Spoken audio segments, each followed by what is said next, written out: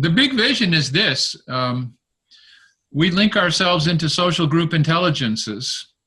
We have something called a social empathy system. This is hardwired in our neurology. The social empathy system is the first thing that works in a newborn baby, and it's already cranking. It's working. When you smile at a child, that child smiles back because that child has mirror neurons. It doesn't really have an intellectual understanding of what's going on, but we are wired up to hook into one another in social groups, and these social groups, they are largely unconscious.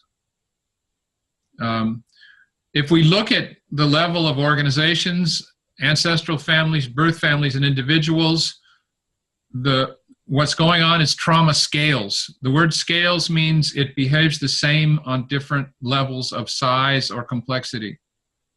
Trauma is doing pretty much the same thing on all these levels. It cascades.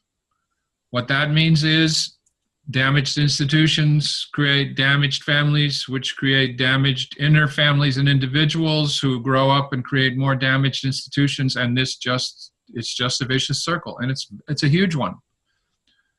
Trauma does the same thing on all four scales. It disconnects our subconscious social group intelligence from our rational behavior. We'll be going into all this in great detail. Another way that trauma scales is that in personal, in terms of your inner family, trauma emerges later in individual lives. There's a drive for wholeness. In ancestral families, it emerges in later generations. But it's doing the same thing. It's hanging around in the system, and it comes up for healing. And I think we are doing one more here, and then we go back to looking at my face again. The method here really is very simple. I've been 4 years now, I've been about 8 years in family constellation work. It saved my life. You'll see that when you start reading the book. And 4 years now heavy into energy psychology. So what I'm calling family energetics, it's like dysfunctions on any level, organizations, ancestral families, birth families, or your inner family of personality parts. They are tangles of confused competing parts bound together by some shared purpose. They're part of some organism and they really need to work together. But for various reasons, trauma leaves them disconnected from one another and unable to work together. So if energy psychology techniques work when you just sit down with a person and you start working on personal trauma or whatever, if they work, that's great. But if they don't, or if they're slow, or if the changes don't last, or if you have this strong sense that it involves, and ancestors as well as just the individual person, break out the key parts. I mean, that's what a constellation does. In the most general sense, it looks for the key players in some kind of dynamic that's blocking the client. Client has some goal, the client has some desired positive change that he or she would like to see happen, which has been difficult to achieve. A constellation sets up, breaks out into people or objects on a tabletop. It breaks out a pattern of ancestors or inner family parts or both. So we set up the goal, we set up what's blocking it. What's blocking it maybe turns out to be mom, and so on.